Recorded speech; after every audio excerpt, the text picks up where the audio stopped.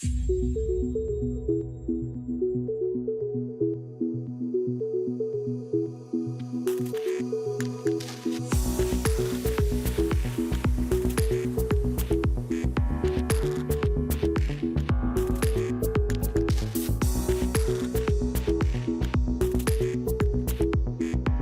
à tous. Du coup, voilà. Donc quand on parle de prévention, on pense tout de suite à activité physique. L'idée de cette thématique, c'est de bouger à distance pour mieux prévenir. Bouger, prévenir, finalement deux mots qui sont très liés, puisque depuis déjà plusieurs années, les scientifiques se sont accordés notamment sur des recommandations. Dans ma présentation, vous avez évoqué justement que je travaille dans un centre de rééducation pédiatrique. Donc je vais m'attarder aujourd'hui uniquement aux recommandations pédiatriques, notamment sur une population adolescente. Les recommandations en termes d'activité physique chez cette population sont de 60 minutes au moins par jour d'activité physique d'intensité modérée à soutenue. Et au moins 3 fois par semaine, il convient d'intégrer des activités aérobiques d'intensité soutenue associées avec du renforcement musculaire. Le problème, c'est que ces chiffres, aujourd'hui, ne sont pas du tout respectés, très loin de la réalité. On observe que finalement, seulement 20% des adolescents pratiquent 60 minutes d'activité physique d'intensité modérée à élevée par jour. Et dans ces 20%, finalement, si on s'attarde vraiment sur l'évaluation par sexe, on se rend compte que 90% des jeunes filles âgées de 11 à 17 ans ne respectent pas ces recommandations. Alors si je vous parle justement de ces jeunes filles, c'est parce que ma population étudiée, c'est la scoliose du pratique de l'adolescent. L'idée, c'est de se dire que ce constat actuel démontre que l'inactivité physique amène finalement des risques, des comorbidités auprès des sujets sains, mais ces risques sont encore plus importants chez des populations à besoins spécifiques. Et quand on parle de la scoliose du pratique de l'adolescent, ce qu'il faut comprendre, c'est que de façon matérialistique, c'est une colonne vertébrale qui va prendre la forme d'un escalier en colimaçon. Une colonne vertébrale qui va tourner sur elle-même, créant des déformations dans les 3 plans de l'espace. Et cette déformation, elle touche 8 filles pour un garçon. Aujourd'hui, on ne sait pas pourquoi, on ne sait pas comment. Ce que l'on sait, c'est que c'est une origine qui est polyfactorielle, mais aujourd'hui, on va surtout dire qu'elle est d'origine inconnue. Ce que l'on sait en revanche, c'est qu'on va avoir un retentissement sur la vie quotidienne des patients, que ce soit sur l'aspect psychologique de par la déformation, sur l'aspect justement de la perception de la douleur, sur l'aspect justement organisationnel avec des traitements qui sont parfois longs, on parle de traitements conservateurs, que je vais vous présenter rapidement après. Donc, ce qu'il faut comprendre, c'est que pour le suivi d'un patient, aujourd'hui, on va essayer de s'axer au moment de la période de croissance, période pour laquelle la scoliose est le plus à risque d'évoluer. Et durant cette période de croissance, on va observer 2 consultations par an et un suivi radiologique. 2 consultations par an pour lesquelles on va définir la trajectoire de santé, la trajectoire de soins du patient, mais surtout pour lesquelles on va pouvoir leur rappeler les différentes recommandations. Dans ces trajectoires de soins, on aura potentiellement un traitement orthopédique qui pourra aller entre 8 et 23 heures sur 24 par jour. On aura également une rééducation qui pourra être proposée, de la kinésithérapie, de l'ergothérapie, un suivi psychologique si besoin, et potentiellement des séjours de rééducation intensive en établissement. Ces séjours de rééducation intensive sont proposés à des scolioses avec un angle de Cobb dont la sévérité atteint déjà 25, 30, 40 degrés. Mais avant ces 25 degrés, que se passe-t-il ? Avant ces 25 degrés, on parle notamment de prévenir de l'aggravation de la courbure. Et ça passe par l'activité physique. L'activité physique fait partie intégrante de l'arsenal thérapeutique. Ça n'a pas toujours été le cas. Il y a 50 ans, avec une scoliose, on restait allongé sur un lit face à l'hôpital de Berck et on regardait la mer parce qu'on pensait que c'était la gravité qui avait un impact sur la courbure. Il y a 10 ans, c'était tu as une scoliose, va faire de la natation, c'est bon pour le dos. Aujourd'hui, l'idée a changé. L'idée, c'est que toutes les activités physiques et sportives sont bénéfiques, mais il faudrait pouvoir les individualiser et les adapter. Et quand on regarde finalement sur les quelques années qui se sont passées dernièrement, en termes d'activité physique, on a différentes façons de le faire. La façon la plus courante, c'est prendre une licence d'un club sportif, mais malheureusement, notre population, si elle est sédentaire aujourd'hui, c'est que le fait de faire ce déplacement vers un club sportif, c'est un frein pour eux. Donc finalement, on s'est interrogé sur quelles étaient les différentes possibilités en termes de pratique sportive.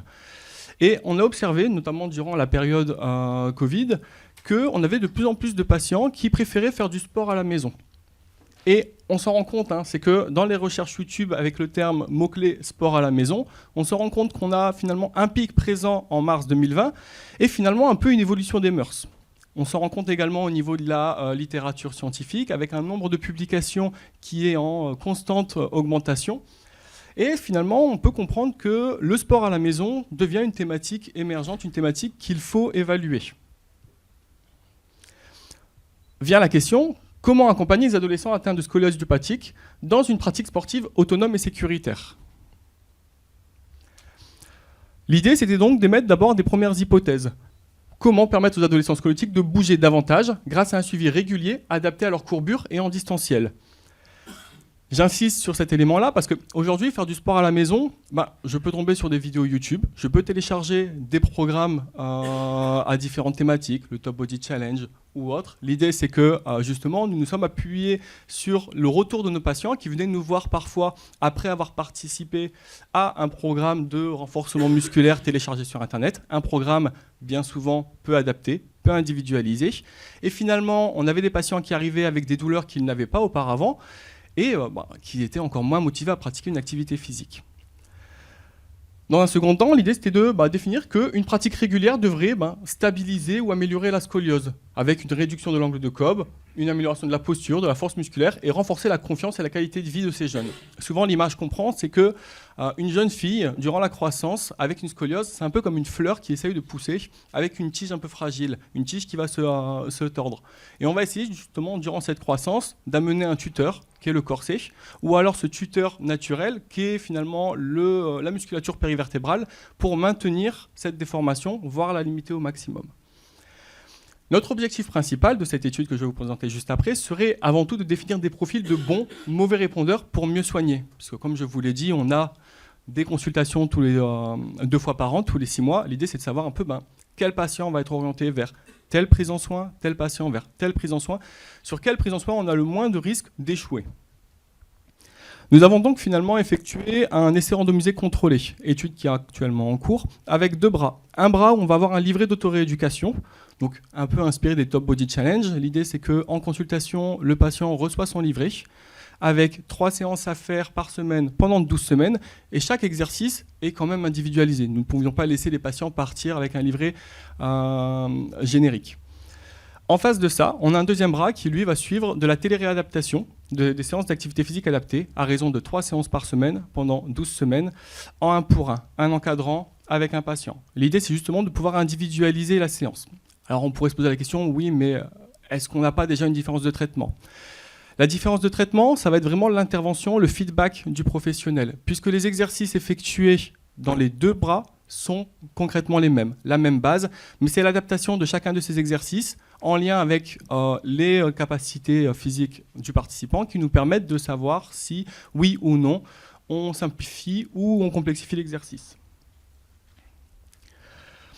Rapidement, en termes de premiers résultats, aujourd'hui nous avons à peu près 24 inclusions sur 70. On parlait tout à l'heure des freins justement dans la recherche clinique. Nous, le frein qu'on rencontre principalement, c'est de trouver des adolescents qui sont non motivés à faire de l'activité physique, mais qui sont motivés à faire de l'activité physique dans le cadre d'un programme de recherche. Autant vous dire que ce n'est pas facile. Par contre, on se rend compte déjà qu'en termes de participation, sur la période 1, où on compare pendant 12 semaines le groupe 1 avec le groupe 2, le groupe visio avec le groupe livré, on observe qu'on a un taux de participation aux séances qui est bien plus important. Nous avons également mis en place une période 2. Période 2, finalement, donc c'est 3 mois à la suite de cette période 1, où les 2 groupes avaient un livret. L'idée, c'était de savoir si on était capable de pérenniser la pratique sportive à la suite de notre première période, à la suite de cet encadrement par visioconférence.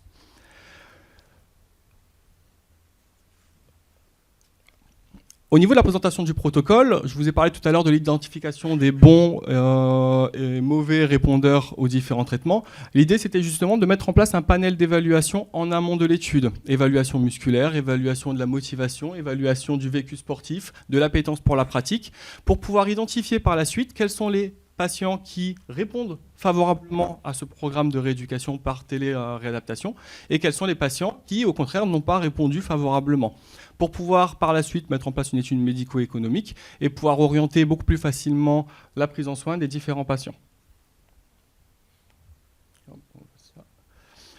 Pour conclure, les premiers résultats sont encourageants, mais à confirmer par une analyse complémentaire. Notre protocole nous autorisera une analyse beaucoup plus approfondie quand on aura effectué 50% des inclusions, 35 inclusions. On découvre quand même des freins à la pratique de l'activité physique qui sont identifiés durant le programme. Est-ce que c'est plutôt la surcharge en termes de scolarité? Est-ce que c'est finalement une non-appétence? Est-ce qu'il y a un lien finalement avec l'histoire sportive aussi dans la famille? Donc on essaie justement d'identifier un peu tous ces éléments-là. Et enfin, axe d'amélioration de l'activité physique adaptée, réalisée par visioconférence, différences notables sur le taux de participation. Ce que je voulais surtout conclure, c'est que la téléAPA, ce qu'on appellera, semble apporter une plus-value à la prise en charge. On espère justement pouvoir la confirmer. L'idée serait justement de pouvoir pérenniser cette pratique au cours du temps pour pouvoir soutenir les travaux du professeur François Carré, qui dit que faire de l'activité physique une fois par semaine, c'est un peu comme se brosser les dents 7 fois le dimanche. Et j'aimerais remercier également mon équipe qui m'accompagne sur ce projet. Merci, bravo.